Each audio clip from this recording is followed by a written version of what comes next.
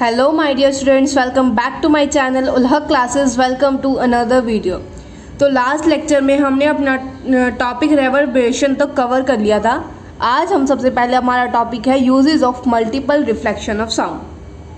ठीक है, तो इसका पॉइंट 1 है मेगाफोन्स और loud hailers, horns, musical instruments such as trumpets and shehnais all are designed to send sound in a particular direction without spreading it in all directions as shown. मेगाफोन्स या फिर हम loud healers बोल सकते हैं. मेगाफोन्स, horns, musical instrument जैसे कि trumpets या फिर शादियों में शहनाई बजती है, वो ऐसे डिज़ाइन की जाती है कि उनकी जो साउंड है ना एक पर्टिकुलर डायरेक्शन में जाए without spreading it in all direction. मतलब कि स्प्रेड ना हो, उनकी जो साउंड है वो एक पर्टिकुलर डायरेक्शन में जाए. इस तरीके से वो डिज़ाइन किए जाते हैं जैसा कि megaphones, horns, musical instruments. Musical instruments में कौन कौन? ट्रम्पेट्स और शहनाई.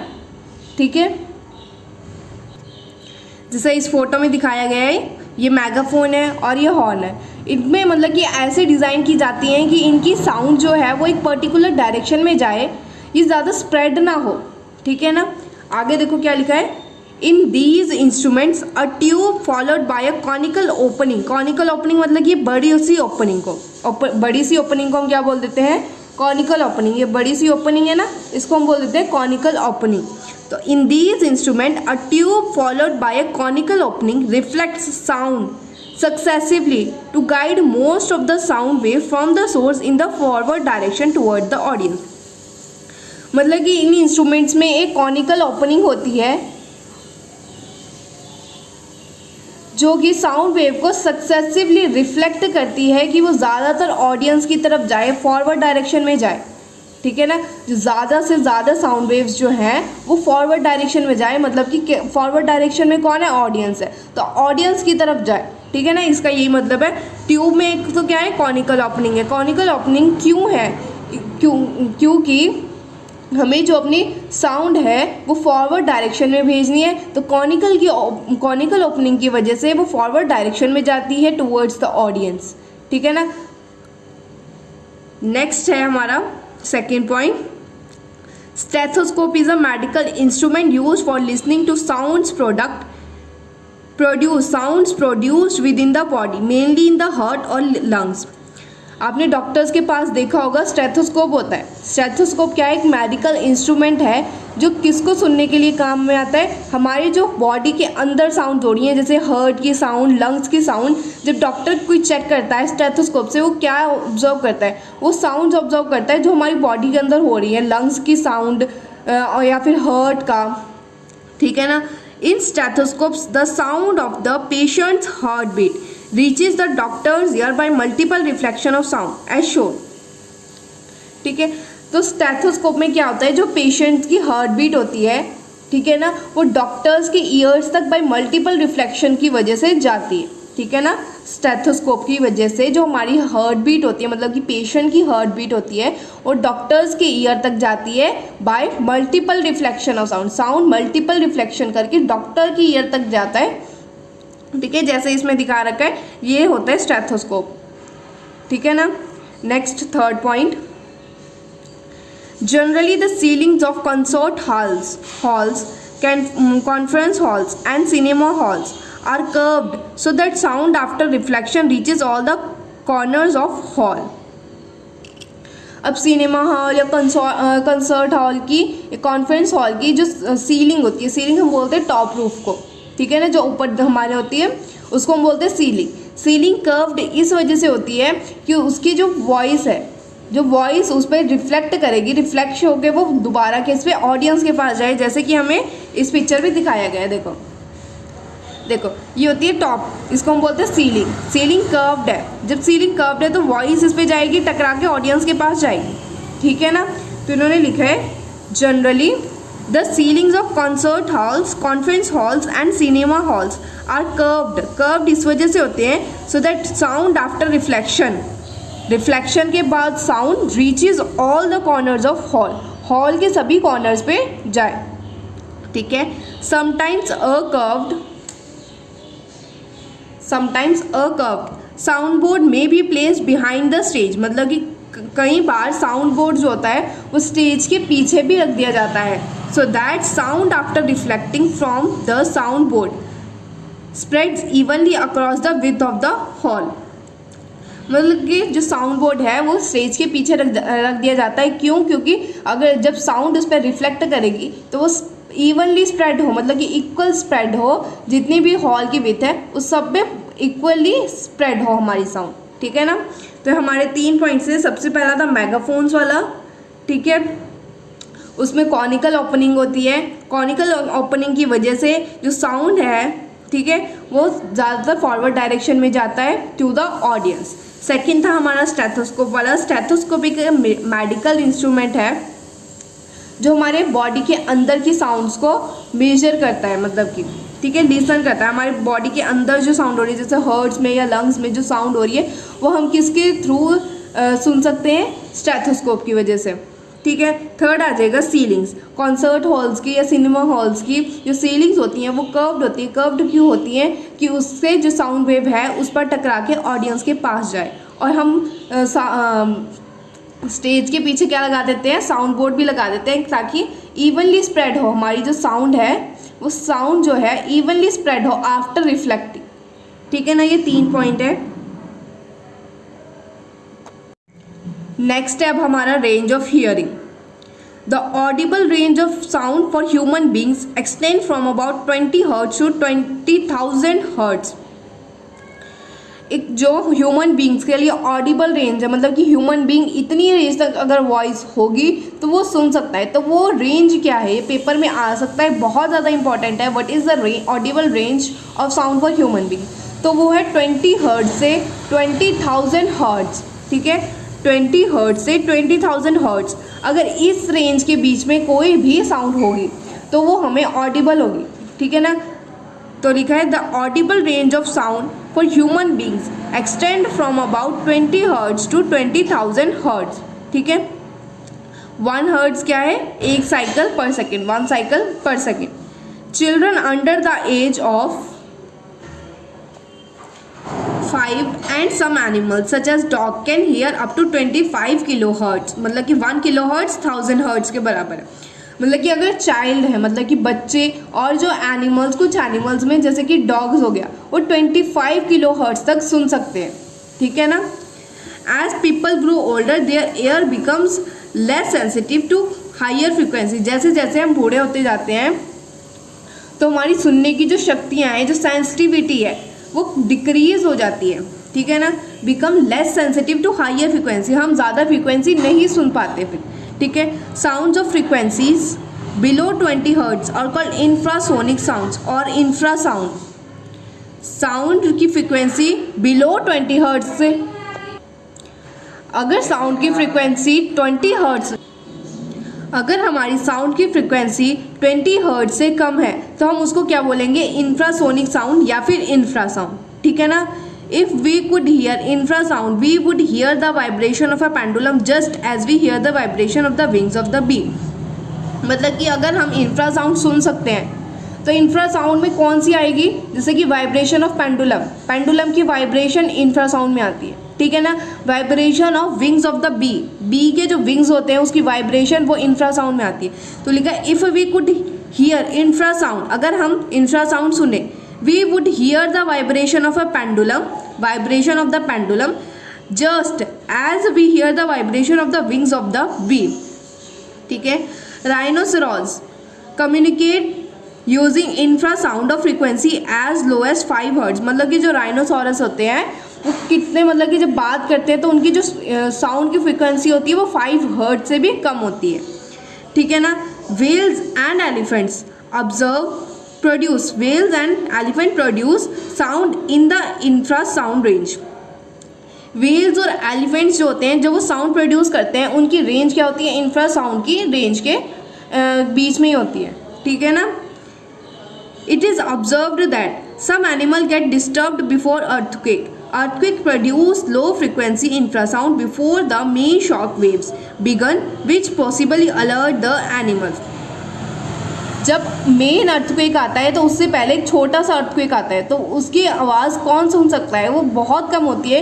जो एनिमल्स मतलब कि इंफ्रासाउंड सुन सकते हैं, बहुत कम वॉइस सुन सकते हैं, उनको पहले ही पता लग जाता है कि अर्थक्वेक आने वाला है।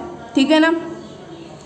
तो वही है, वही लिखा है इन्होंने, if it is observe that some animals, कुछ एनिमल्स डिस्टर्ब हो जाते हैं अर्थक्वेक से आने के पहले से ही। ठीक है ना?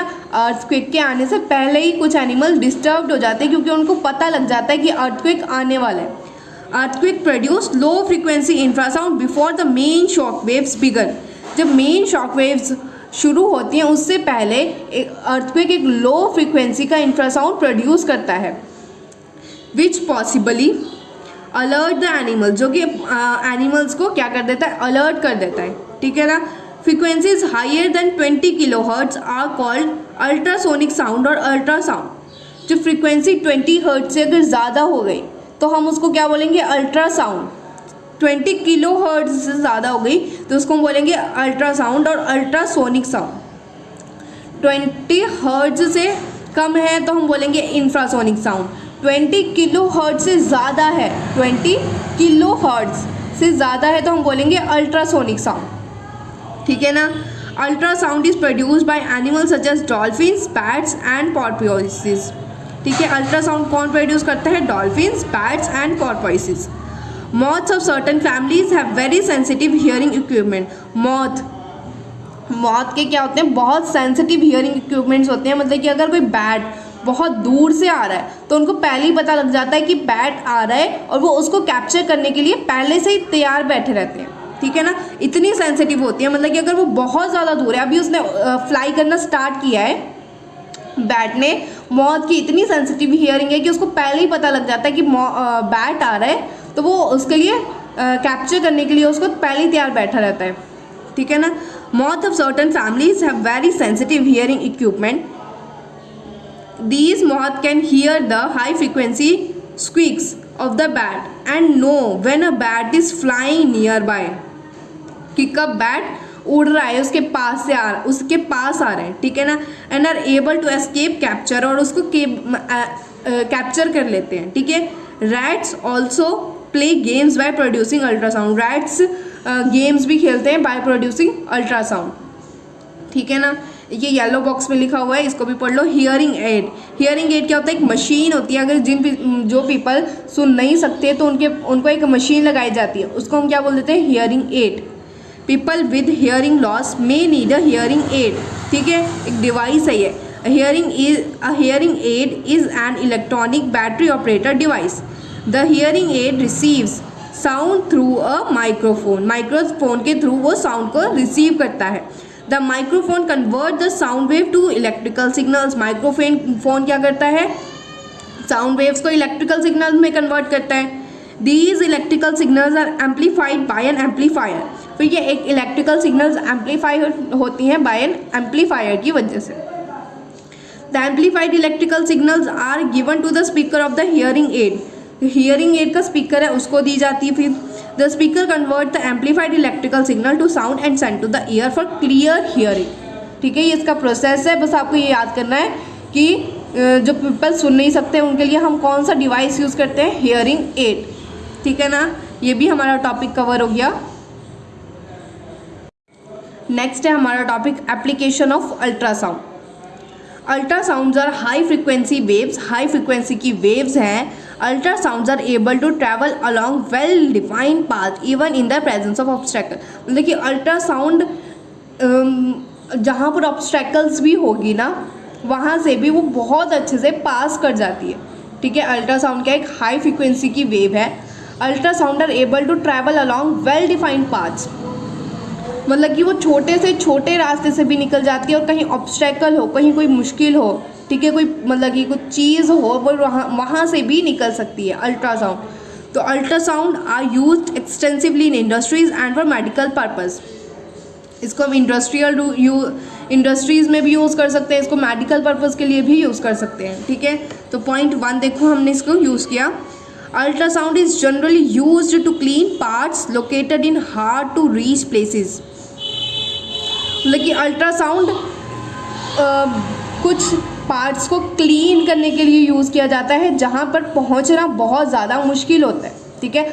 अल्ट्रासाउंड को पार्ट्स को क्लीन करने में, कुछ पार्ट्स होते हैं, ठीक है, किसी भी चीज़ के पार्ट्स को क्लीन करने में बहुत ज़्यादा यूज़फुल है। हम बहुत यूज़ करते हैं अल्ट्रासाउंड को, क्योंकि वो हार्ड टू रीच प्लेसेस, जहाँ पर हम पहुँच ही नहीं सकते, वहाँ पर भी अल्ट्रासाउंड पहुँच जाती है, ठीक है। For example spiral tubes, odd shaped parts, electronic component etcetera. Spiral tube में, ऑड शेप्ड पार्ट्स में, इलेक्ट्रॉनिक कंपोनेंट्स में अगर हमें कोई पार्ट को क्लीन करना है इन चीज़ों में, तो हम किसकी मदद लेंगे? हम अल्ट्रासाउंड की मदद लेंगे, ठीक है ना। Object to be cleaned are placed in a cleaning solution, cleaning solution में उसको डाल दो, and ultrasonic waves are sent into the solution, और इसके अंदर अल्ट्रासोनिक वेव्स को सेंड कर दो, ठीक है। Due to high frequency the particles of dust, grease and dirt get detached and dropped out. High frequency की वजह से जो डस्ट, ग्रीस या फिर हम बोल सकते हैं डर्ट के पार्टिकल्स हैं, हाई फ्रीक्वेंसी की वजह से वो बाहर निकल जाएंगे, ठीक है ना। The object dust get cleaned thoroughly, get thoroughly cleaned, इसी तरीके से वो क्लीन हो जाएगा। तो फर्स्ट पॉइंट को कंपाइल करो। अल्ट्रासाउंड वेव्स कब यूज़ करते हैं हम? जैसे कि हमें कोई स्पायरल ट्यूब या ऑड शेप्ड पार्ट्स या फिर इलेक्ट्रॉनिक कंपोनेंट्स हमें क्लीन करने, जहाँ पर मतलब कि पहुँचना नामुमकिन है, जहाँ पे हम जिस चीज़ को हम क्लीन कर ही नहीं सकते, वहाँ पर हम अल्ट्रासाउंड को यूज़ करके हम उसको क्लीन कर सकते हैं, ठीक है। उन ऑब्जेक्ट्स को एक क्लीनिंग सॉल्यूशन में प्लेस करो और उसमें अल्ट्रासोनिक वेव्स भेज दो, ठीक है। अब अल्ट्रासोनिक वेव्स की हाई फ्रीक्वेंसीज होती है, हमने पहले ही बोला लाइन में, हाई फ्रीक्वेंसी वेव्स, ठीक है ना। क्या है? हाई फ्रीक्वेंसी वेव्स, ठीक है ना। हाई फ्रीक्वेंसी वेव्स हैं, तो हाई फ्रीक्वेंसी की वजह से जो पार्टिकल्स हैं डस्ट के, ग्रीस के, डर्ट के, वो निकल जाते हैं बाहर, ठीक है। इसी तरीके से ऑब्जेक्ट क्या हो जाता है? क्लीन हो जाता है, ठीक है ना। Second point, ultrasound can be use to detect cracks and flaws in metal block. मतलब कि कहीं पर भी कोई टेढ़ वगैरह आ गई मेटल ब्लॉक में, तो उसको अगर हमें डिटेक्ट करना है, हमें वो नहीं दिख रहे, हमें डिटेक्ट करना है कि इसमें है या नहीं, तो हम अल्ट्रासाउंड की मदद से करेंगे, ठीक है। Metallic components are generally used in construction of big structures, जैसे कि buildings, bridges, machines and also scientific equipments. The cracks or holes inside the metal block which are invisible from outside reduce the strength of the structure। मतलब कि कोई crack है या फिर whole है जो हमें बाहर से नहीं दिख रहा, अगर अंदर हुआ, ठीक है, इनविजिबल फ्रॉम आउटसाइड से नहीं दिख रहा, अगर वो अंदर हुआ तो वो क्या करेगा? जो स्ट्रक्चर की स्ट्रेंथ है ना, उसको रिड्यूस कर देगा वो, ठीक है ना। Ultrasonic waves are allowed to pass through the metal block and detectors are use to detect the transmitted waves.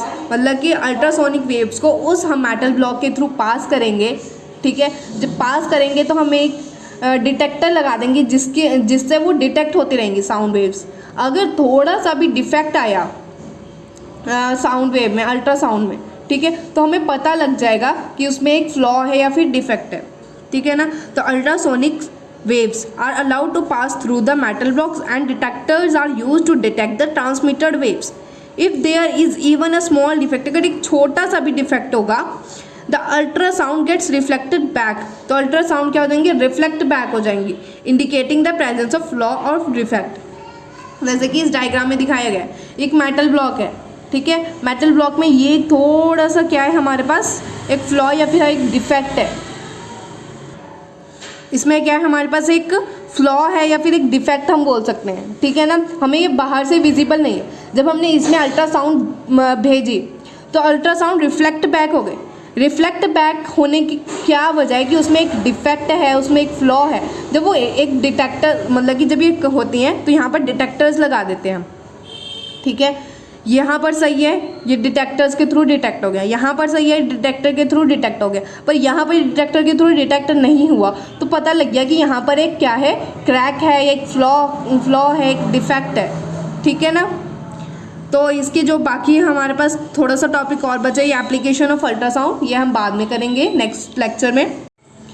तो आज की वीडियो के लिए इतना ही। Thank you so much for watching and please don't forget to like, comment, share and please my dear students, please subscribe my YouTube channel Ulha Classes. Thank you so much.